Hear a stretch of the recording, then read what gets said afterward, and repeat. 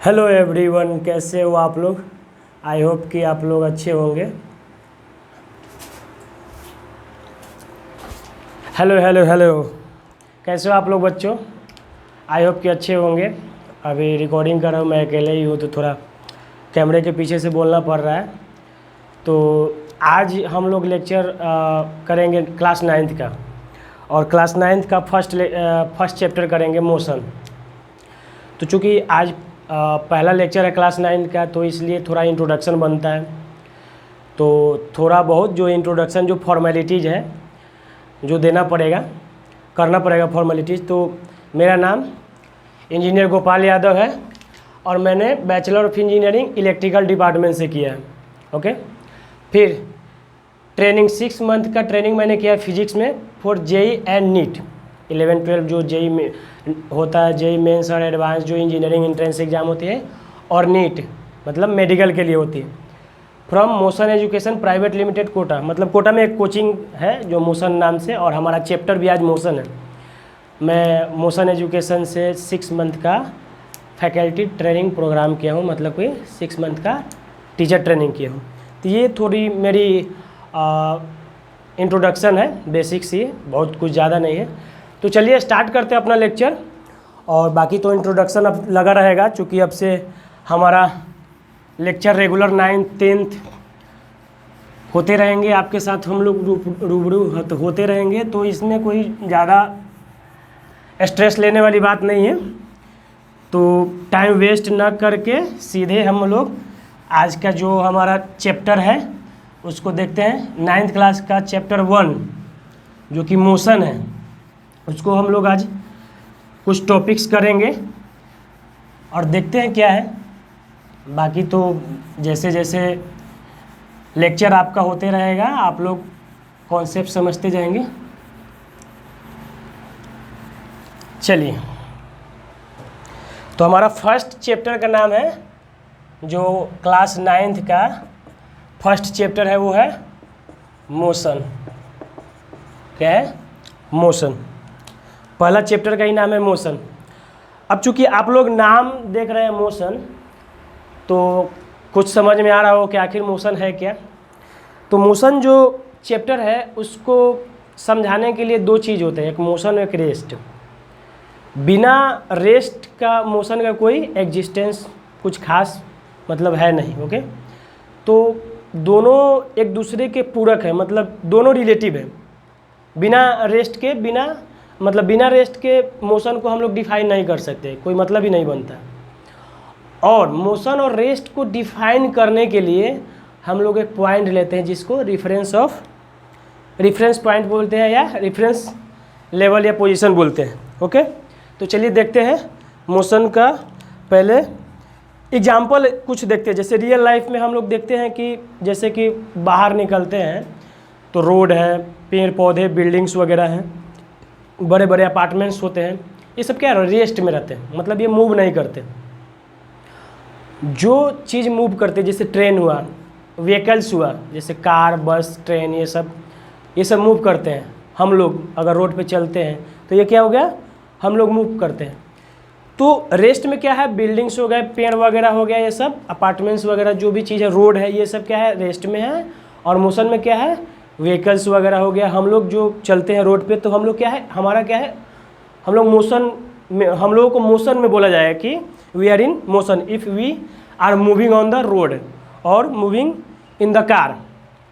तो चलिए डिफाइन करते हैं मोशन क्या होता है, और उसके बाद हम लोग रेस्ट को डिफाइन करेंगे, और दोनों कैसे रिलेटिव है उसको देखेंगे। ओके, तो motion,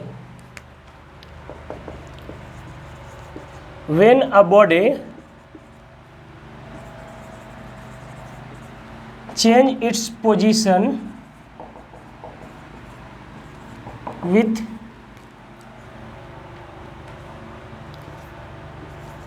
respect to time, and यहाँ पे हम एक वर्ड यूज करेंगे, relative to reference point, time and relative to reference point. then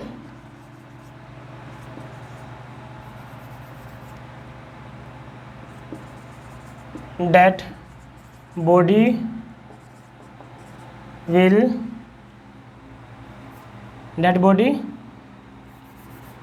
is said to be in motion। मतलब क्या बोला जा रहा है, जैसे कि मान लीजिए कोई, मैंने लिखा कि when a body changes its position with respect to time and relative to reference point then that body is said to be in motion. मतलब इस डेफिनेशन से क्या हो रहा है कि मान लीजिए कोई बॉडी है, वो अपना पोजीशन चेंज कर रहा है, एक पोजीशन से दूसरे पोजीशन चेंज मतलब जा रहा है। तो इन रियल लाइफ हमें पता है कि कोई भी चेंजेज होता है तो उसमें कुछ ना कुछ टाइम लगता है। ओके, कोई भी चेंजेज होती है, हम लोग बचपन से बड़े हो गए, उसमें भी टाइम लगा। हम लोग एक जगह से दूसरे जगह जाते हैं तो उसमें कुछ ना कुछ टाइम लगता है। अगर मान लीजिए मैं अभी रेस्ट में हूँ आपके सामने, मैं 2 कदम आपकी ओर बढ़ गया, तो 2 कदम बढ़ने में कुछ ना कुछ टाइम लगा होगा। तो इसीलिए मैंने बोला with respect to time and relative to reference point. तो रिफरेंस पॉइंट मतलब ऑब्जर्वर, एक तरह से बोल सकते हैं जो देखने वाला। तो रिलेटिव ये क्या रेफरेंस पॉइंट है, उसको हम लोग रेस्ट को जब डिफाइन करेंगे उसके बाद में डिफाइन करेंगे, स्पेसिफाई मैं करूँगा उस पर कि आखिर रेफरेंस पॉइंट क्या होता है। जैसे कि ऑब्जर्वर, मान लो मैं चल रहा हूँ, कोई बंदा खड़ा होकर मेरे को देख रहा है कि हाँ मैं चल रहा हूँ, तो जो देख रहा है ना वो क्या है, रेफरेंस पॉइंट है। वो ऑब्जर्व कर रहा है मेरे को कि मैं चल रहा हूँ या नहीं, मेरा पोजीशन चेंज हो रहा है या नहीं। तो जो ऑब्जर्वर होता है ना उसी को रेफरेंस पॉइंट बोलते हैं। ओके, सिंपल वर्ड में ये आप लोग मान के चलो, जो ऑब्जर्व करता है वो क्या होता है, रेफरेंस पॉइंट माना जाता है। ओके, तो ये हमारा मोशन हो गया। तो एग्जाम्पल इसमें क्या लिखेंगे, एग्जाम्पल में लिखेंगे ना कि vehicles moving on the road. Okay, फिर मान लीजिए motion of earth, motion of earth क्या है, अर्थ भी तो रिवॉल्व करते रहता है और ये रोटेशन उसका होते रहता है, ठीक, सन के राउंड। तो उसका भी मोशन क्या है, अगर हम लोग एक पोजीशन से दूसरे पोजीशन पे जा रहे हैं तो वो, या बर्ड्स जो अगर फ्लाई कर रहा है तो क्या है, उनका जो फ्लाइंग बर्ड्स बोल सकते हैं, उनका मोशन क्या होगा, वो लोग क्या कहलाएंगे, इन मोशन। मान लीजिए ये प्लेन, मूविंग प्लेन या फ्लाइंग प्लेन, प्लेन अगर फ्लाई कर रहा है तो क्या कहलाएगा, वो इन मोशन, मतलब वो एक जगह से दूसरे जगह मूव कर रहा है, तो उसको हम लोग मोशन कहेंगे। अब मोशन हो गया। अब उसके बाद आता है रेस्ट। मैंने टॉपिक को स्टार्ट करने से पहले ही बोला था कि बिना रेस्ट के मोशन का कोई अस्तित्व, मतलब उसकी पहचान नहीं रह पाती है, क्योंकि हम लोग उसको मतलब कैसे बोलेंगे कि वो मोशन मूव कर रहा है या नहीं कर रहा है, ठीक। तो मोशन को डिफाइन करने के लिए रेस्ट होना ही चाहिए, समझ में आया। बिना रेस्ट को हम लोग मोशन का कोई डेफिनेशन परफेक्ट दे नहीं सकते, ठीक। अब चलिए रेस्ट को हम लोग डिफाइन करते हैं। रेस्ट तो लिखते हैं, चलो ब्लैक से ही लिखता हूँ। When a body does not change its position with respect to time, then that body is called in rest. मतलब अगर कोई ऑब्जेक्ट या कोई बॉडी मान लीजिए वो अपना पोजीशन चेंज नहीं कर रहा है, ओके, अगर वो पोजीशन चेंज नहीं करेगा तो उसको हम लोग क्या बोलेंगे कि वो रेस्ट में है, वो खड़ा है। मान लीजिए रोड के किनारे कोई वृक्ष है, मतलब ट्रीज बड़ा सा कोई, ठीक, पीपल का पेड़ है, ओके, तो क्या हो रहा है, वो खड़ा रहता है। वो अगर पोजीशन उसका चेंज नहीं हो रहा है तो हम लोग क्या बोलेंगे कि उस टी का जो पोजीशन है वो रेस्ट में है। या रोड मूव करती है क्या? रोड मूव करती है क्या? नहीं। या सन भी मूव नहीं करता है। ऐसा अभी तक हम लोग पढ़ते आ रहे हैं कि सन के अराउंड अर्थ मूव करता है, सन मूव नहीं करता है। तो क्या है, सन का भी क्या बोलेंगे, उसको भी रेस्ट में बोलेंगे। और जो भी चीज़ जो कि मतलब उसका पोजीशन चेंज नहीं हो रहा है टाइम के साथ साथ, तो उसको हम लोग क्या बोलेंगे, रेस्ट में बोलेंगे। ठीक, समझ में? तो एग्जाम्पल क्या लेंगे, एग्जाम्पल तो मैं बोल ही दिया, लिखने की कोई ज़रूरत है नहीं। तो अगला टॉपिक हम लोग पढ़ेंगे रेफरेंस पॉइंट, जो कि काफ़ी इम्पोर्टेंट है रेफरेंस पॉइंट, क्योंकि बिना रेफरेंस पॉइंट का थोड़ा इन दोनों को डिफाइन करना, अच्छे से समझ पाना, इनके कॉन्सेप्ट को हम लोगों को थोड़ा दिक्कत होती है। तो इसलिए रेफरेंस पॉइंट पढ़ते हैं। और एक चीज़ मैं आप लोगों को बताना चाहता हूँ, जो 9th के बच्चे आप लोग जो क्लास करेंगे ये, तो मैं बताना चाहिए रेफरेंस पॉइंट वैसे 9th में नहीं पढ़ाया जाता है, लेकिन ICSE बोर्ड में जो 9th के होते हैं या 11th में CBSE में रेफरेंस पॉइंट बताया जाता है। ओके, और एक इसमें होता है, जैसे इसको फ्रेम ऑफ रेफरेंस के नाम से जाना जाता है 11th में। और फ्रेम ऑफ रेफरेंस को 2 पार्ट में डिवाइड कर दिया जाता है। एक होता है इनर्शियल और एक होता है नॉन इनर्शियल। ओके, क्यों नहीं मिट रहा है भाई, आज तुम्हें भी गुस्सा आ गया है क्या? बहुत टाइम ले रहा है। तो अभी हम लोग पढ़ेंगे रेफरेंस पॉइंट या frame of reference.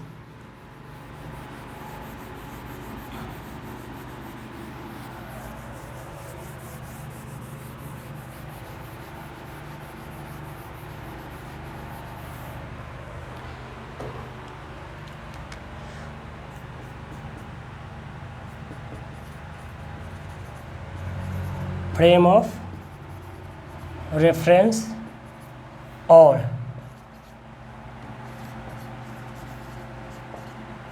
Reference point, कुछ भी बोल सकते हैं, दोनों में से कोई बंदिश नहीं है। तो हम लोग कब बोलेंगे कि कोई भी चीज़ जो है फ्रेम ऑफ रेफरेंस? मान लीजिए कि आप लोग जो बच्चे स्कूल बस से स्कूल जाते होंगे या कहीं ट्रैवल करते हैं अपने फैमिली के साथ, तो आप लोग देखते हो कार वगैरह में होंगे या बस में, तो जब आप रोड से गुजरते हो तो आपको लगता है कि पेड़ पौधे पीछे जा रहे हैं, पेड़ पौधे पीछे जा रहे हैं और आप चुपचाप बैठे हो, आपका मोशन है, ऐसा हमें फील होता है। लेकिन एक्चुअली में होता क्या है, एक्चुअली में पेड़ पौधे हैं या रोड है वो क्या है, रेस्ट में है और हम लोग मूव करते हैं। ठीक, चूँकि कार या बस मूव करती है, हम लोग उसमें होते हैं तो हमें लगता है कि हम लोग रेस्ट में होते हैं। बट अगर मान लीजिए, चलिए इसको प्रैक्टिकली देख लेते हैं डायग्राम के थ्रू, कि मान लीजिए थोड़ा ख़राब बस बनाऊंगा, चित्रकारी में थोड़ा, ये बस है और यहाँ पे कोई बैठे हुए बस मूव कर रहा है, कोई वी होगा, वेलोसिटी, मतलब वेलोसिटी वी डिनोट कर दिया, यानी कि ये मूव कर रहा है मोशन में। अब देखिए, चलो ड्राइवर ये चला रहा है, ठीक, तो अब ड्राइवर को अगर इधर कहीं पे पेड़ वगैरह दिखेगा तो वो क्या लगेगा कि मूव कर रहा है। ओके, लेकिन अब एक चीज़ बोली, मतलब ये जो बस में बैठा ड्राइवर, तो उसको लग रहा होगा कि पेड़ क्या है, पीछे की ओर, ऐसे इसका कुछ वेलोसिटी होगा, क्योंकि ये आगे जा रहा है तो इसको लग रहा होगा कि ये पीछे जा रहा है। लेकिन एक्चुअल में क्या होता है, ये क्या होता है, रेस्ट पे होता है, ये क्या है, मोशन में, क्योंकि मूव कर रहा है। ओके, मूव कर रहा है। लेकिन चूंकि ड्राइवर इसमें बैठा हुआ है, बस में बैठा हुआ है, तो उसको लग रहा है कि मैं भी रेस्ट में हूँ।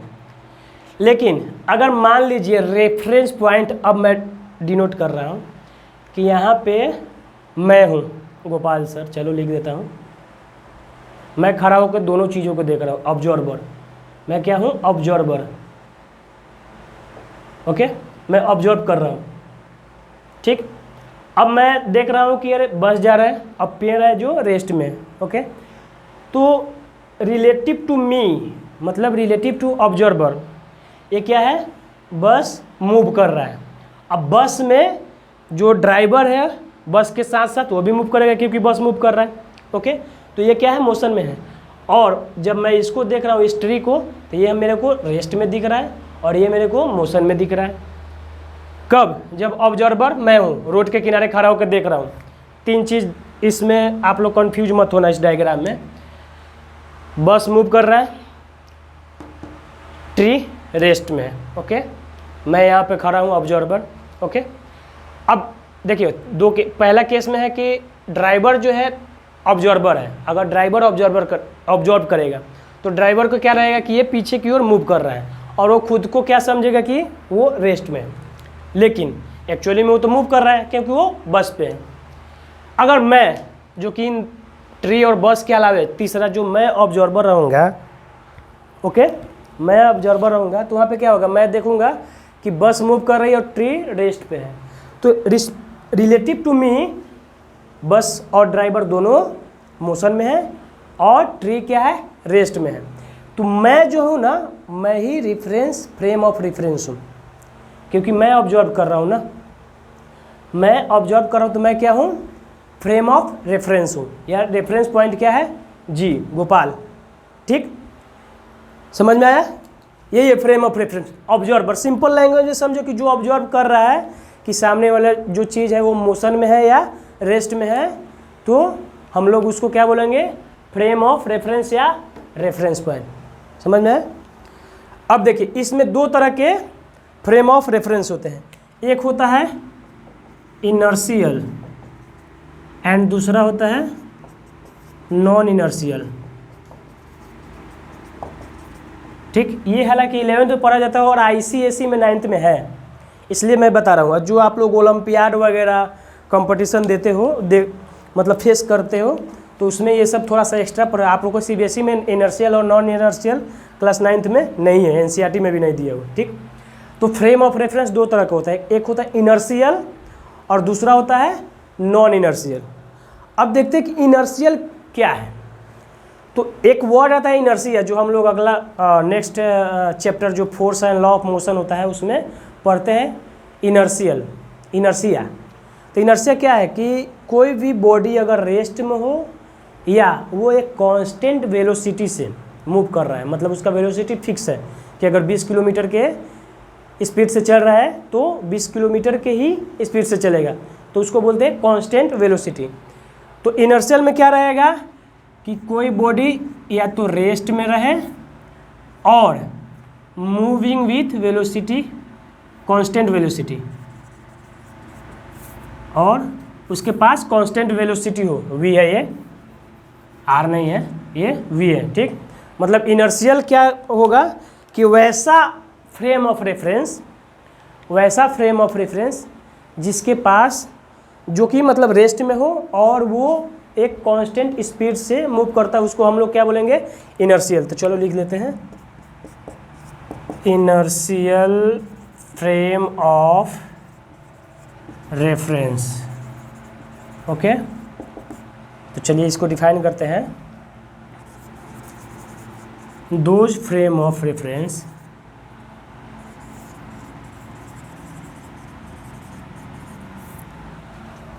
which is in rest or have a constant velocity,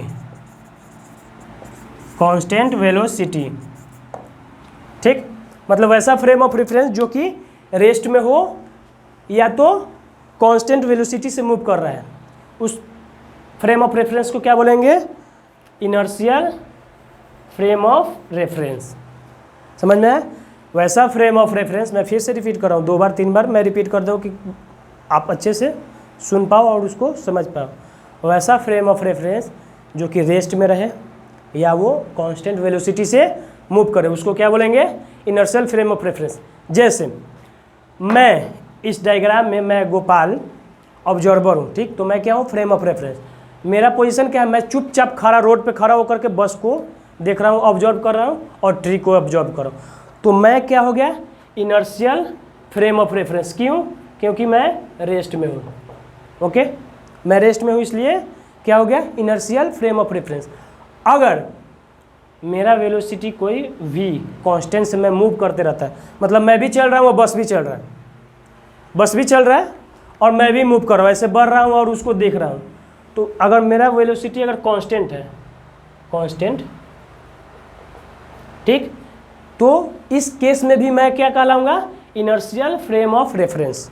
मतलब अगर मैं रेस्ट में हूँ इस पोजीशन में, तो मैं रेस्ट में हूँ जो इन दोनों को ऑब्जर्व कर रहा था, तो क्या हो गया, इनर्शियल हो गया। अगर दूसरा केस, अगर मैं मूव करते रहता एक कांस्टेंट वेलोसिटी से, उस केस में भी मैं इनर्शियल फ्रेम ऑफ रेफरेंस कहलाता है। ओके, समझ में आ गया? तो कोई भी ऑब्जर्वर या फ्रेम ऑफ रेफरेंस जो कि रेस्ट में हो या जिसके पास कांस्टेंट वेलोसिटी हो, तो वो ऑब्जर्वर या फ्रेम ऑफ रेफरेंस क्या कहलाएगा, इनर्शियल फ्रेम ऑफ रेफरेंस। समझ में आ गया? अब दूसरा है non inertial frame of reference. तो non inertial frame of reference को एक्सेलरेटिंग भी बोलते हैं, accelerating frame of reference, accelerating frame of reference. अब यहाँ से देखिए, जब रेस्ट और कांस्टेंट वेलोसिटी हट गए तो बाकी बचा क्या, एक्सेलरेटेड, मतलब वैसा मोशन जो कि एक्सेलरेट कर रहा है, वैसा ऑब्जेक्ट जो कि एक्सेलरेट कर रहा है, मतलब उसका वो मूव कर रहा है, रेस्ट में नहीं है। अब तो रेस्ट में नहीं होगा क्योंकि रेस्ट वाला पार्ट तो इनर्शियल क्या हो गया, और कांस्टेंट वेलोसिटी में भी नहीं हो सकता क्योंकि वो तो इनर्शियल फ्रेम ऑफ रेफरेंस है। तो बचा क्या, एक्सेलरेटेड, मतलब accelerated frame of reference.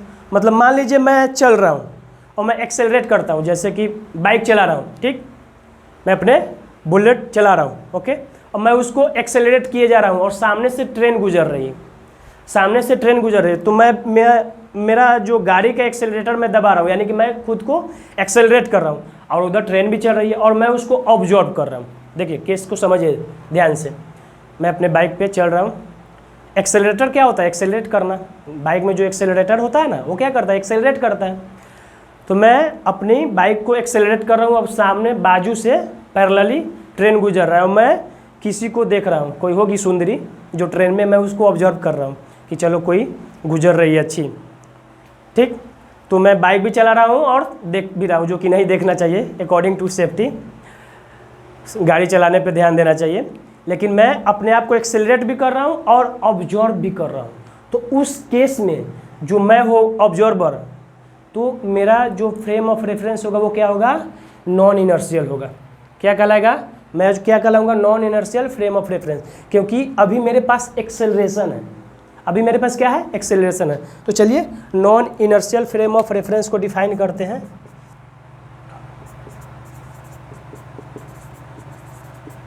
Non inertial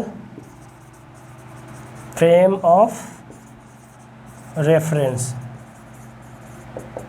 okay. इसको थोड़ा ब्लैक से डार्क कर देते हैं ताकि आप लोगों को अच्छे से दिखे। तो क्या लिखेंगे,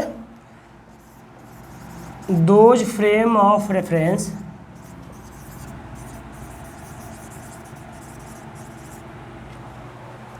which is accelerating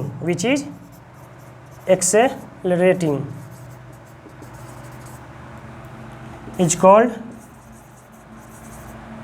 एकदम सिंपल लैंग्वेज में लिख रहा हूँ, non inertial frame of reference. समझ में आया? जैसे मैंने खुद को इसी डायग्राम पे मैंने सब समझा दिया, motion, rest, inertial frame of reference और non inertial frame of reference, ठीक। इसी डायग्राम पे मैंने सब समझा दिया। उसमें दो केस मैंने लिया था, ओके। कौन कौन सा, एक केस में मैंने ऑब्जर्वर जो मैं हूँ फ्रेम ऑफ रेफरेंस, मैं रेस्ट में देख रहा था, तो उस केस में मेरा वेलोसिटी, अगर मैं किसी फिक्स वेलोसिटी से मूव कर रहा होता तो उस केस में मैं इनर्शियल होता। बट अभी क्या है, अभी दूसरा केस में मैं अपने आप को एक्सेलरेट कर रहा हूँ, मैं अपने आप को एक्सेलरेट कर रहा हूँ, मतलब ए मूव कर रहा हूँ विथ ए, एक्सेलरेशन मेरे पास कुछ है। मतलब मेरा एक्सेलरेशन किस केस में होता है, आप लोग बताइए। एक्सेलरेशन इसी चैप्टर में पढ़ेंगे। एक्सेलरेशन होता है कि मतलब वेलोसिटी जो चेंज हो रहा है ना, change of velocity with respect to time, तो अगर वेलोसिटी चेंज ही हो गया तो कांस्टेंट कहाँ रहा? कांस्टेंट नहीं रहा ना, चेंज हो रहा है तुरंत का तुरंत। तो उस केस में हमारा जो मेरा जो मोशन है वो एक्सेलरेट कर रहा है, मतलब मैं अपने बुलेट से एक्सेलेरेटर दबा करके और ट्रेन को फॉलो कर रहा हूँ। तो उस केस में मैं क्या हूँ? Non inertial frame of reference. मैं क्या हूँ? Non inertial frame of reference. तो चलिए, आई होप कि आप लोग समझ गए होंगे। इतना बहुत सिंपलेस्ट लैंग्वेज में सिंपल एग्जाम्पल लिया है जो रियल लाइफ से, जो आप लोग ऑब्जर्व करते रहते हैं और कुछ स्टूडेंट मेरे बाहर से नोटिस कर रहे हैं।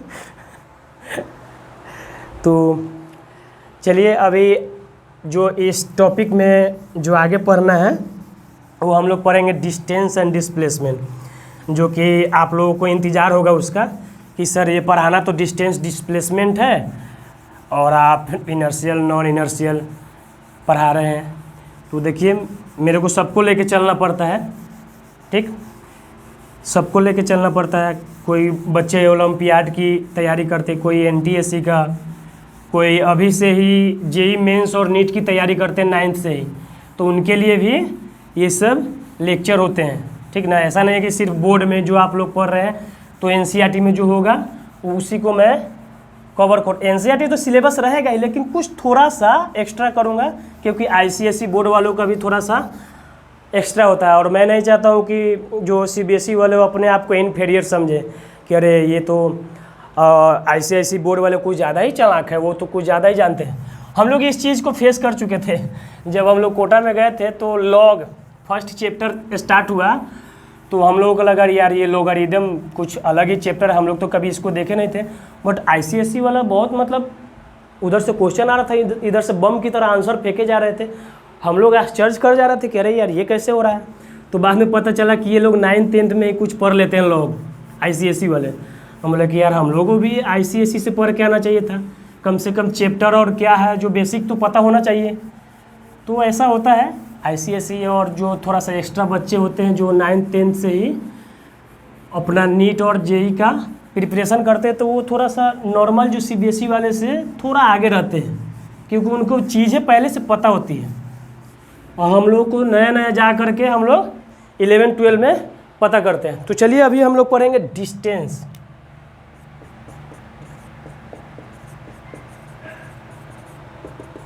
डिस्टेंस, अब डिस्टेंस क्या है भाई? ये कुछ ज़्यादा टफ नहीं है, बहुत ईजी है। अब देखिए, डिस्टेंस होता है कि मान लीजिए कोई बॉडी एक जगह से दूसरे जगह मूव कर रहा है, तो वो कितना मूव किया, मतलब कितना पाथ को वो कवर किया। ओके, मान लीजिए ट्रेन पटना से दिल्ली गई, ठीक, तो आप लोग जो रिजर्वेशन कराते हैं तो उसमें आता है कि पटना से दिल्ली का कितना डिस्टेंस है, ठीक।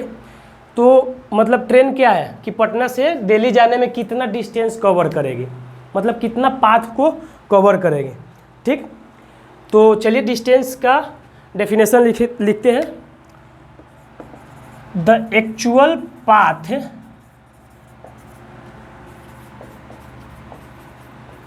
Covered by a body in a particular time। अब मैं हर एक डेफिनेशन में टाइम लिखूंगा। डिस्टेंस में हालांकि टाइम की ज़रूरत नहीं लिखने की, लेकिन फिर भी मैं लिख रहा हूँ, ठीक। नहीं, इसमें टाइम नहीं लिखेंगे, चलो इसमें टाइम नहीं लिखेंगे, लेकिन टाइम लिख भी देंगे तो कोई ज़्यादा गलत नहीं हो पाएगा। गलत ज़्यादा क्या, कुछ गलत। The actual path covered by a body is called distance, ठीक। ये सिंपल एकदम जो आप लोगों को बुक में मिलता है। अब देखिए, मतलब एक्चुअल पाथ आया, ठीक। अब मान लीजिए मैं एक पॉइंट लेता हूँ ए और दूसरा है बी, ठीक। अब मुझे ए से बी तक जाना है। कहाँ जाना है? ए से बी तक जाना है। अब आप लोग ज़रा सोच के बताइए कि ए से बी तक हम कितने तरीके से जा सकते हैं।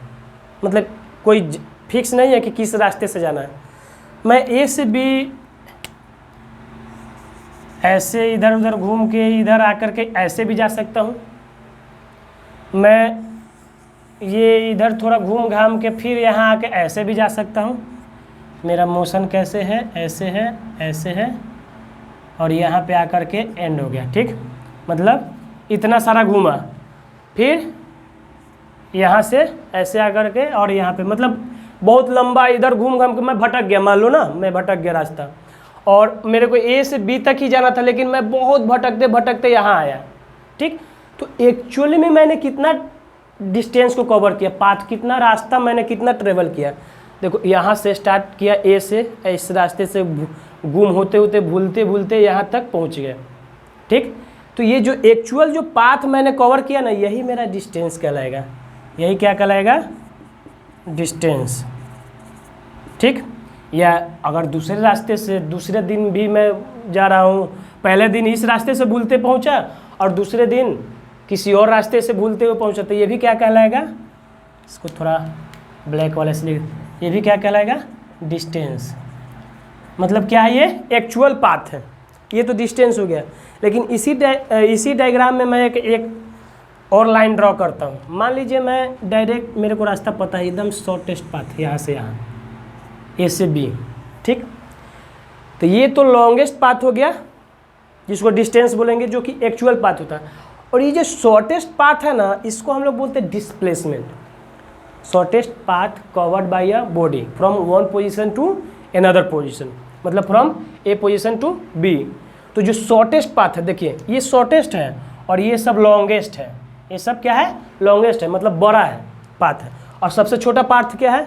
देखो, मतलब हम लोग पहले एक गांव से दूसरे गांव में हमारा स्कूल होता था, तो हम लोग जाते थे बचपन में, तो एक रोड वाला रास्ता होता था, रोड वाला जो बहुत इधर से रोड होकर के लंबा जाना होता था, और एक तिरछा रास्ता होता है, जो हम लोग गांव के लैंग्वेज में तिरछा बोलते हैं। बीच से डायरेक्ट एकदम, मतलब खेत खाली है, जब फसल कट जाता था मार्च अप्रैल में, तो क्या होता, खेत खाली होता, तो बीच से कोई ट्रैक्टर वगैरह गया, तो वहाँ से एक तिरछा रास्ता हो गया, शॉर्टेस्ट। तो हम लोग ज़्यादा कोशिश करते थे कि तिरछा जो शॉर्टेस्ट पाथ है उससे कवर करें। तो वो जो तिरछा रास्ता जो शॉर्टेस्ट होता था ना, उसी को हम लोग क्या बोलते हैं? डिस्प्लेसमेंट। और जो लॉन्गेस्ट मेरा स्कूल तक जाने वाला जो रोड वाला जो रास्ता है, जो कि कुछ ज़्यादा टाइम लगता था, 20 मिनट का रास्ता हो जाता था, और तिरछा होता था तो 7-8 मिनट लगता था।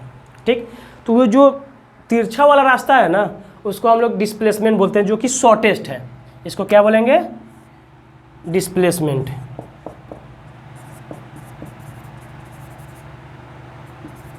ओके, और लॉन्गेस्ट पाथ जो रोड है उसको क्या बोलेंगे? डिस्टेंस। तो डिस्टेंस का तो मैंने डेफिनेशन लिख दिया है। चलिए इसका डिस्प्लेसमेंट का लिख देता हूँ।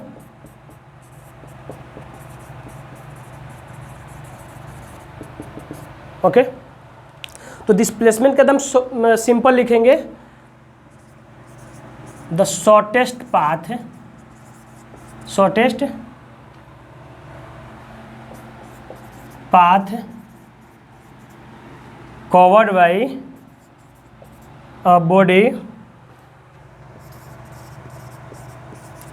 is called displacement.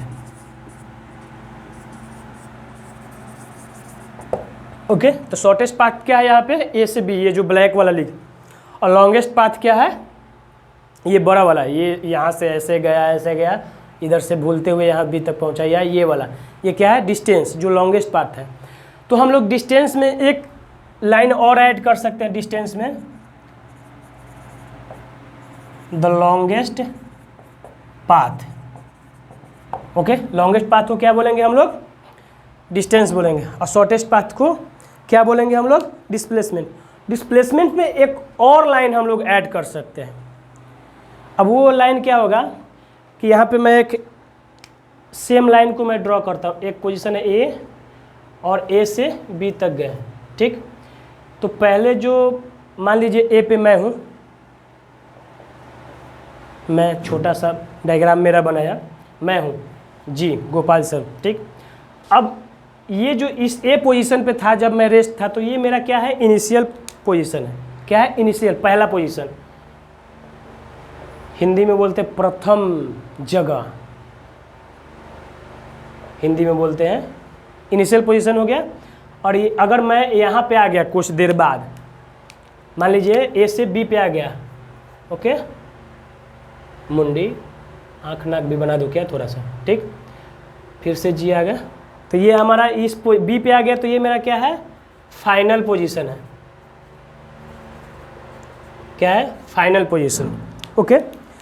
तो अब यहाँ पे मैं ए से बी तक गया, मतलब इनिशियल पोजीशन से फाइनल पोजीशन गया, तो यहाँ से एक डेफिनेशन जनरेट होता है कि the difference between final position and initial position, the difference between final position and initial position is called displacement. समझ में आया? मतलब इनिशियल पोजीशन से फाइनल पे गए ना, तो कितना गए, मान लीजिए 10 मीटर होगा, मान लीजिए 10 मीटर हो गया, ठीक। तो मतलब इनिशियल पोजीशन पे तो हमेशा रेस्ट में था, तो ये जो जीरो हो जाएगा, इनिशियल पोजीशन क्या होगा, रेस्ट में था तो जीरो था, और फाइनल पोजीशन यहाँ से यहाँ तक का डिस्टेंस क्या है, डिस्प्लेसमेंट क्या है, 10 मीटर, यानी कि फाइनल पोजीशन का वैल्यू क्या हो जाएगा, 10 मीटर। तो यहाँ से हम लोग बोल सकते हैं ना कि displacement equal to final position को मैं FP लिख देता हूँ माइनस इनिशियल पोजीशन को IP लिख दिया, ओके। तो डिस्प्लेसमेंट यहाँ से क्या आ जाएगा, फाइनल पोजीशन क्या है, 10 है, और इनिशियल पोजीशन पे रेस्ट में था, तो यहाँ पे क्या है, 0 रहेगा ना, 0 रहेगा, तो हमारा क्या आ गया, डिस्प्लेसमेंट 10 आ गया, 10 आ गया ना, 10 माइनस 0 इक्वल टू 10, ठीक। तो यहाँ से डिस्प्लेसमेंट का दूसरा डेफिनेशन क्या आया, the difference between final position and initial position. तो चलिए लिख देते हैं यहाँ पे भाई एक लाइन, और यहाँ से लिखता हूँ और करके, और the difference between final position and initial position,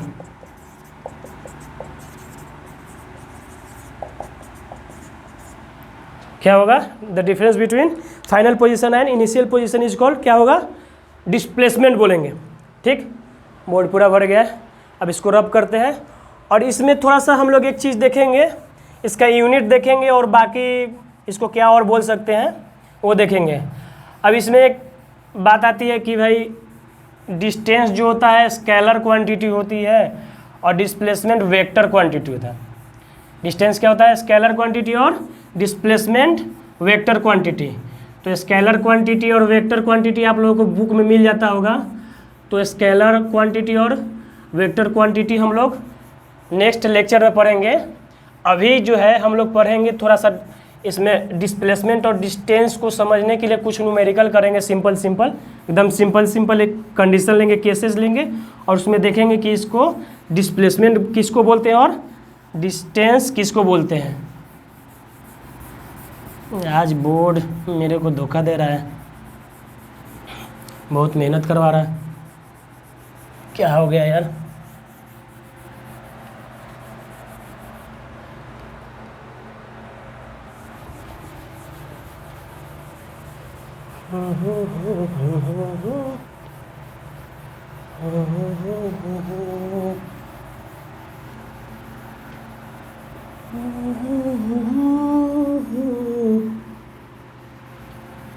stress नहीं लेने का है, जब भी मन करे थोड़ा गुनगुना लेना चाहिए। क्या है, पढ़ा ही रहे ना, बंदिश क्या है, पढ़ाते पढ़ाते गाना भी चलता है, मस्ती भी चलता है। पढ़ाई के साथ मस्ती अगर होने लगता है तो और मज़ा आता है पढ़ने में, होता है ना। चलिए, तो रब करने में मेरे को 1-1.5 मिनट लग गए। तो ऐसा यूनिट ऑफ डिस्टेंस होता है मीटर, हम लोग मीटर में डिस्टेंस को मेजर करते हैं। और डिस्प्लेसमेंट का भी ऐसा यूनिट, डिस्प्लेसमेंट का भी ऐसा यूनिट होता है मीटर। तो चलिए लिख लेते हैं,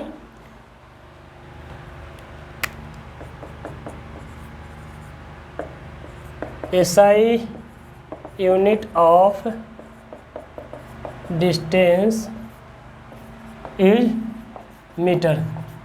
ओके, और चूंकि डिस्प्लेसमेंट भी लेंथ ही है ना, डिस्प्लेसमेंट क्या है, लेंथ है, लेंथ को ही मेजर कर रहे हैं। और लेंथ को, लेंथ हो, ब्रेथ हो या हाइट हो, ये सब क्या है, एक तरह से डिस्टेंस है या डिस्प्लेसमेंट, मतलब लेंथ में मेजर कर सकते हैं।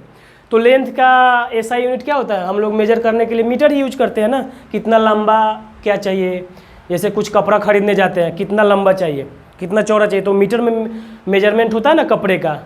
अरे कोई भी फॉर्मल यूनिफॉर्म वगैरह आप लोग सिलवाते हो, बच्चे स्कूल वाले, तो पेरेंट्स जाते हैं कपड़ा खरीदने, तो आप लोग तो उसके साथ जाते हो ना, पेरेंट्स के साथ आप लोग जाते हो, तो वहाँ पे क्या होता है, मीटर में हमारे कपड़े को मतलब माप के दिया जाता है कि हाँ 2 मीटर का है या 3 मीटर का।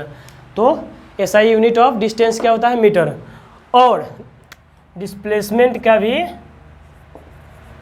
The SI unit of displacement is metre. Also लिखने की क्या ज़रूरत है, मीटर ही होता है। ओके, अब यहाँ पे एक लाइन आता है कि distance is a scalar quantity and displacement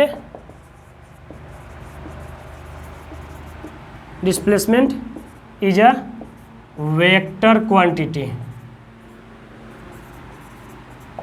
okay, अब स्केलर क्वांटिटी और वेक्टर क्वांटिटी क्या होता है, इसको हम लोग नेक्स्ट लेक्चर में बड़ा डिटेल में पढ़ेंगे। उसमें हम लोग फिजिकल क्वांटिटी पढ़ेंगे।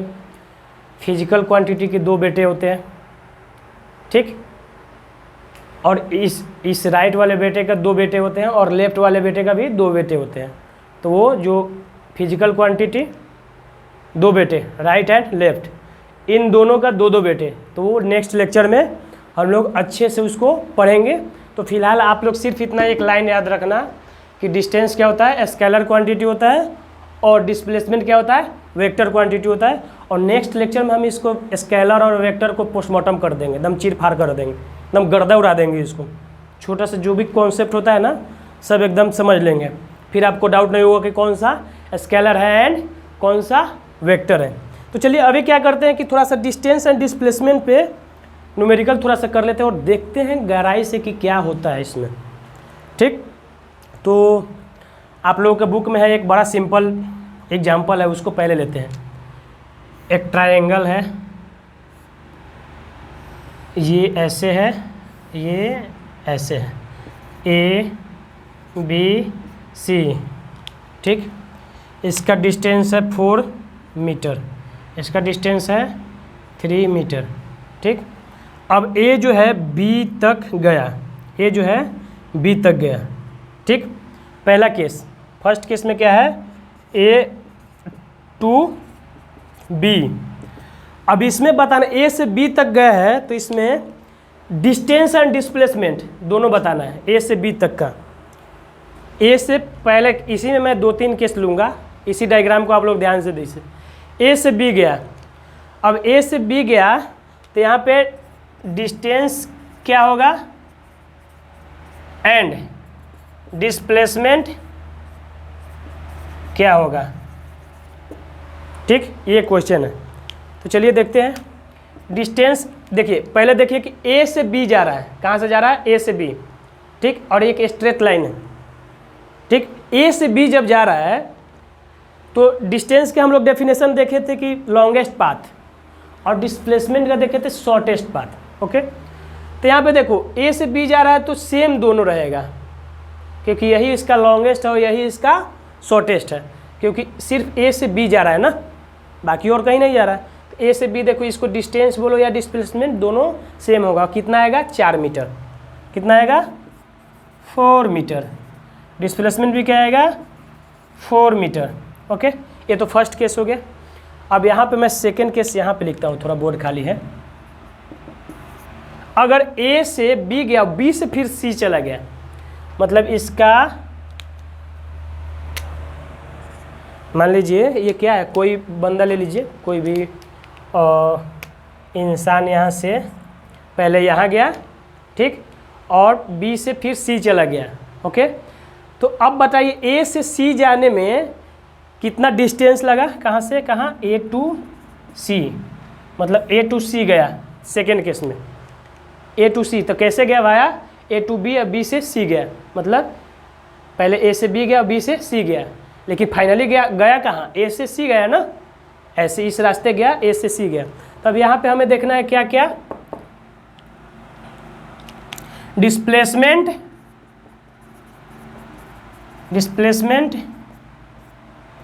And distance.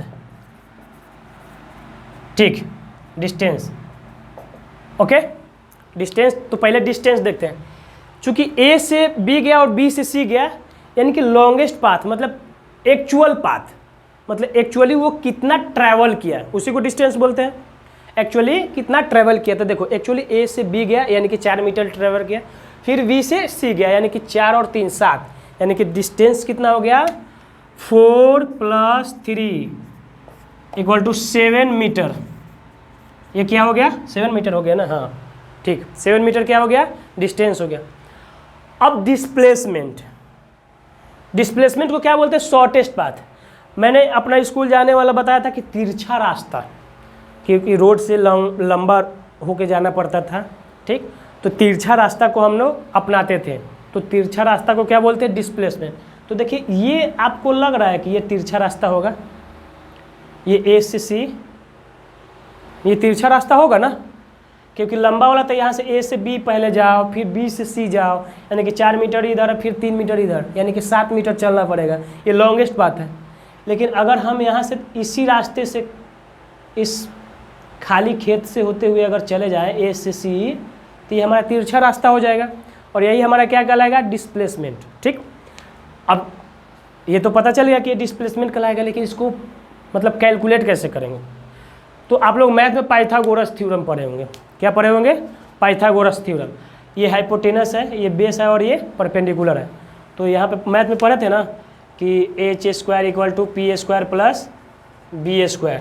ठीक, तो यहाँ पे क्या है, h² हमें चाहिए, तो p² क्या है, 3 का स्क्वायर, और प्लस b क्या है, 4, यानी कि 4 का स्क्वायर।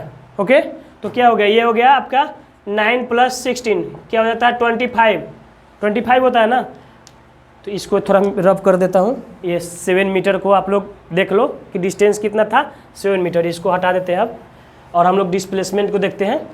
तो h² का वैल्यू क्या आ गया, 25, और ये स्क्वायर इधर जाएगा, तो सिर्फ h का मतलब हाइपोटेनस का वैल्यू क्या आ जाएगा, 25 का रूट, यानी कि h = क्या हो जाएगा, 5 होगा ना। तो 5 मीटर हमारा क्या आ जाएगा, इसका वैल्यू आ जाएगा 5 मीटर। ठीक, और यही हमारा क्या है, डिस्प्लेसमेंट है, यही हमारा क्या है, डिस्प्लेसमेंट है। तो हमारा लिख सकते हैं यहाँ से कि डिस्प्लेसमेंट का वैल्यू क्या है, 5 मीटर। समझ में आया, एक बेसिक क्वेश्चन था जो कि 2 कंडीशन मैंने लेकर के और डिस्टेंस और डिस्प्लेसमेंट को समझाने की कोशिश की। और बहुत सिंपल है, ये तिरछा रास्ता निकाल लो। तिरछा रास्ता निकालने का फॉर्मूला है पाइथागोरस थ्योरम। आप लोग h² = p² + b² पढ़े ही हो बचपन से, 6वीं 7वीं 8वीं से या 5वीं से ही पढ़ते आ रहे हो। ठीक, तो यही तिरछा रास्ता हमें फाइंड आउट करना था। तो ये हमारा क्या है, डिस्प्लेसमेंट, और ये क्या है, डिस्टेंस। ठीक हो गया। अब इसमें हम लोग एक आध और एग्जाम्पल लेंगे और उसमें देखेंगे कि और क्या क्या हो सकता है। ओके, तो चलिए इसको रब करके थोड़ा सा स्पेस बनाते हैं।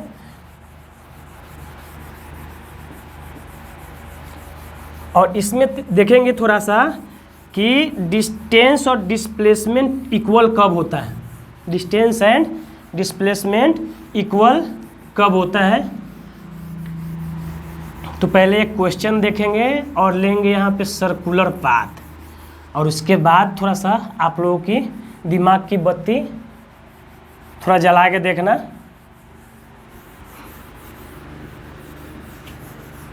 चलिए, मैं यहाँ पे एक सर्कल बनाया, बहुत गंदा डायग्राम है लेकिन मान लो। ठीक, इसका रेडियस है r।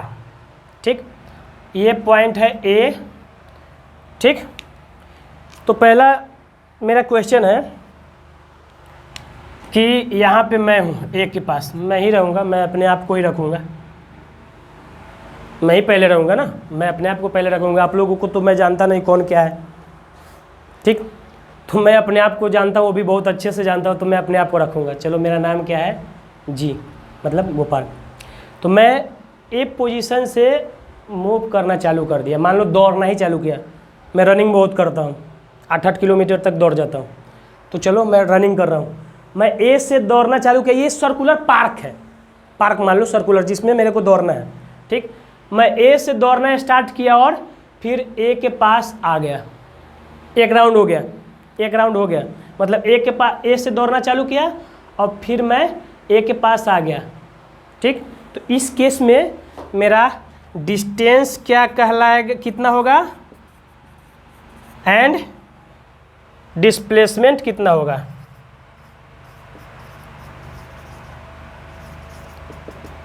ठीक, अब देखो ये क्वेश्चन बहुत सिंपल है, इसको थोड़ा सा टफ बनाऊंगा आगे आप लोगों के लिए। ये तो सिंपल है, ठीक। तो डिस्टेंस क्या है, ये मैंने पूरा पार्क को, ये राउंड जो है सर्कुलर पार्क को मैंने दौड़ा, ठीक। यानी कि इतना लेंथ ये वाला मैं कवर किया, ए से स्टार्ट किया था और ए पे आ गया। तो ये पूरे लेंथ को क्या बोलते हैं, इस पेरीफेरी को क्या बोलते हैं हम लोग, इस पेरीफेरी को हम लोग बोलते हैं सरकमफेरेंस। क्या बोलते हैं, सरकमफेरेंस। और सरकमफेरेंस का फॉर्मूला क्या होता है, 2πr, यही होता है ना। सरकमफेरेंस का पेरीमीटर ऑफ सरकमफेरेंस क्या होता है, 2πr। तो हमारा डिस्टेंस क्या होगा, 2πr, यही होगा ना। हमारा डिस्टेंस क्या होगा, 2πr, क्योंकि मैं इसी पे दौड़ा ना भाई, यहाँ से यहाँ दौड़ा, यहीं पे आके ए से स्टार्ट किया और ए पे ही फिर आ गया, ठीक। एरो बना देता हूँ थोड़ा सा बड़ा सा, ए पे गया और फिर यहाँ ए पे आ गया। ये मेरा डायरेक्शन ऑफ रनिंग है, ओके, कंफ्यूज मत होना। तो इस पूरे सरकमफेरेंस पे मैंने जब दौड़ा तो पेरीमीटर ऑफ सरकमफेरेंस क्या होता है, 2πr। तो यानी कि हमारा डिस्टेंस क्या कहलाएगा, 2πr ही होगा ना। मैं 2πr डिस्टेंस कवर किया। अब आती है बात डिस्प्लेसमेंट की। अब डिस्प्लेसमेंट की, तो डिस्प्लेसमेंट क्या होगी, डिस्प्लेसमेंट क्या होगी, ए से गया और ए पे ही आ गया, ए से गया और ए पे ही आ गया। तो change in final position to initial position क्या होता है, मतलब ये इनिशियल पोजीशन था, स्टार्ट यहाँ से किया तो यही इनिशियल पोजीशन, और फाइनल पोजीशन भी यही हो गया। तो हम लोग क्या पढ़ रहे थे, final position minus initial position, ठीक। तो फाइनल पोजीशन 0 है, ए पे क्या है, 0 था ना, रेस्ट में थे। तो फाइनल पोजीशन क्या है, 0, और इनिशियल सही है, फाइनल पोजीशन भी 0, ए पे आ गया, और इनिशियल पोजीशन तो 0 था ही, तो 0 माइनस 0 0, यानी कि डिस्प्लेसमेंट हमारा क्या आ गया, 0 मीटर, ठीक। और डिस्टेंस हमारा क्या आ गया, 2πr। अब इसी में एक और क्वेश्चन मैं बनाता हूँ, ये तो एक हो गया, एक और मैं क्वेश्चन बनाता हूँ। इसमें थोड़ा सा कोशिश करूँगा कि अच्छा बन जाए, थोड़ा सा अच्छा बना उससे, ठीक। अब इसमें मैं क्या बोल रहा हूँ कि ये R है, क्या है, R, एक पोजीशन A है और यहाँ पे कोई पोजीशन B है, ठीक, B बन गया, ओके। तो अब देखिए, अब मैं यहाँ से A से B तक दौड़ के गया, A से B तक दौड़ के गया, ओके। अब बताइए यहाँ पे मेरा डिस्टेंस कितना होगा एंड डिस्प्लेसमेंट क्या होगा।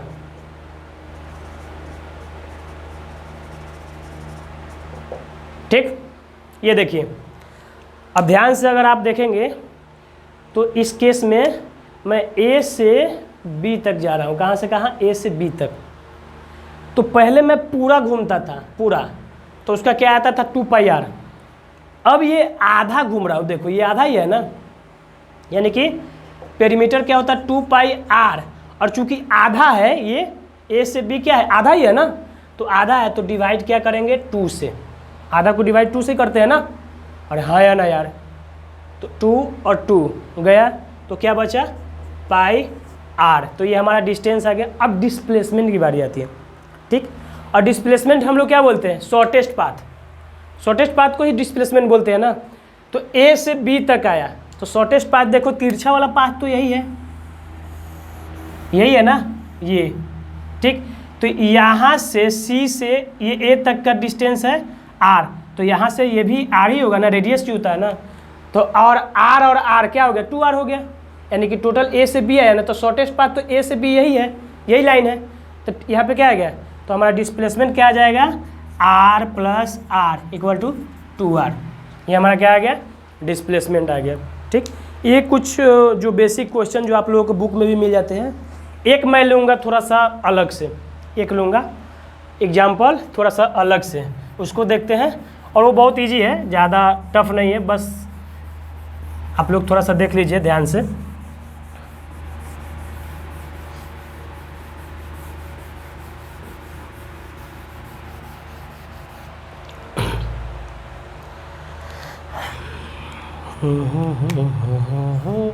ये मान लीजिए सरफेस है, ज़मीन जो मैं खड़ा हूँ, जो हम लोग खड़ा रहते हैं, ये सरफेस है, ठीक। अब यहाँ से एक गेंद बॉल को यहाँ तक, मतलब इस पॉइंट तक फेंका, ठीक। इसमें भी दो केस में लूँगा। इस पॉइंट, यहाँ पे एक छत है, ये छत है 20 मीटर का, क्या है 20 मीटर का छत है, ठीक। छत पे कोई बंदा है जो कैच कर लिया, अपने हाथ पे बॉल को पकड़ लिया। मैं यहाँ से यहाँ तक, यहाँ से कोई बॉल फेंका सरफेस से और यहाँ पे छत पे पकड़ लिया, ओके। यहाँ पे हाइट ऑफ बंदा वगैरह, हाइट का कुछ मैटर नहीं है, सिर्फ 20 मीटर को अपने को कंसीडर करके चलना है। अब ये मत समझना कि सर फेंकने वाले का कुछ हाइट था, फिर पकड़ने वाले का हाइट था, वो सब निगलिजिबल है, वो नहीं दिया हुआ है। वो बाद में 11th में जब जाओगे ना, बहुत हाइट खिलाएंगे आप लोगों को। हाइट तो इतना खेलेंगे ना कि फिर हाइट से चकरा जाओगे। यहाँ पे हाइट इग्नोर मारो, 0 कर दो। यहाँ पे सिर्फ हमें 20 मीटर से मतलब है।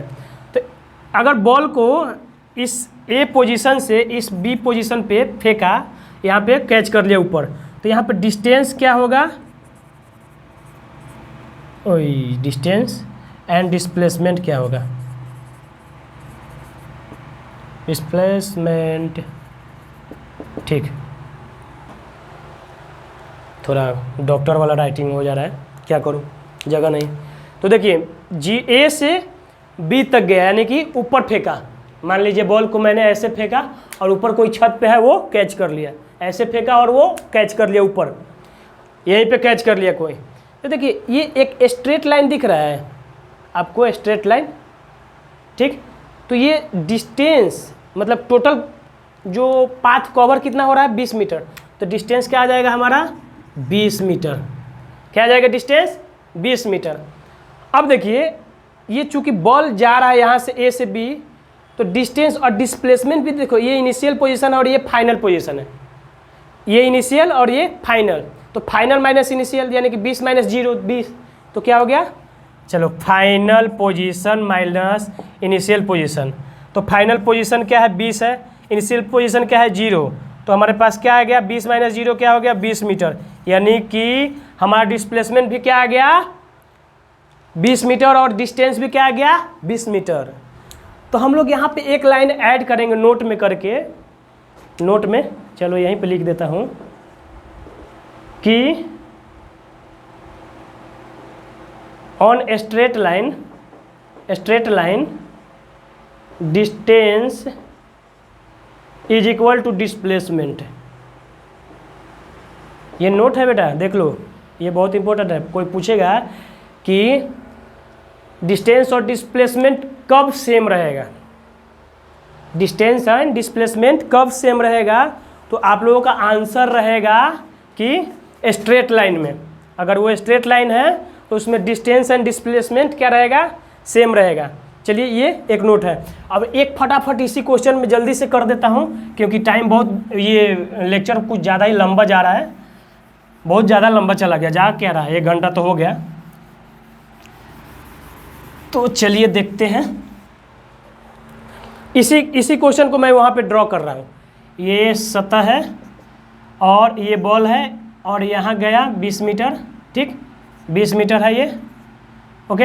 अब देखो यहाँ गया और फिर ये लौट करके फिर यहीं पे आ गया ए पोजीशन, ए से बी गया और फिर जैसे मैंने फेंका ऐसे, मैं ऐसे फेंका, फिर मेरे हाथ में आ गया, देखिए ध्यान से, मैं ऊपर फेंका फिर मेरे पास आ गया वो, ऐसे ही बॉल, ये ऊपर फेंका और फिर नीचे आ गया। तो इस केस में बताइए कि डिस्टेंस क्या होगा, डिस्प्लेसमेंट क्या होगा।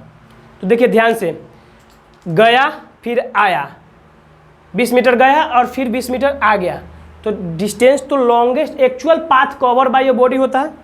Actual path covered by a body क्या कहलाता है, distance. And the final position minus initial position को क्या बोलते हैं, डिस्प्लेसमेंट। तो चलिए डिस्टेंस देखते हैं। डिस्टेंस हो जाएगा हमारा एक्चुअल पाथ, यानी कि एक्चुअल पाथ कितना ट्रेवल किया, 20 मीटर गया और 20 मीटर आया, यानी कि 20 + 20 = 40 मीटर क्या हो गया हमारा, डिस्टेंस हो गया। और डिस्प्लेसमेंट देखते हैं। डिस्प्लेसमेंट देखो, इस ए पोजीशन से बी पे गया, बी से फिर तुरंत ए पे आ गया, यानी कि फाइनल पोजीशन भी 0 है और इनिशियल पोजीशन भी 0। तो फाइनल माइनस इनिशियल क्या कहलाएगा, 0, 0 - 0। तो चलिए लिखते हैं final position minus initial position. Final position 0 है, माइनस इनिशियल पोजीशन भी 0 है, ठीक। तो 0 - 0 0, तो डिस्प्लेसमेंट क्या आ गया हमारे पास, डिस्प्लेसमेंट आ गया 0 मीटर।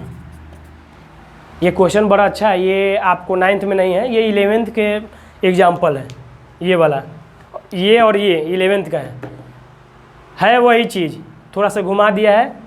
तो ये मत समझना, फाइनल और इनिशियल पॉइंट देखो, पोजीशन देखो, फाइनल। तो चलिए काफ़ी लंबा हो गया है, तो इस लेक्चर को यहीं समाप्त करते हैं, और बाकी नेक्स्ट लेक्चर में हम वेक्टर पढ़ेंगे और फिजिकल क्वांटिटी वगैरह पढ़ेंगे। ठीक है, धन्यवाद।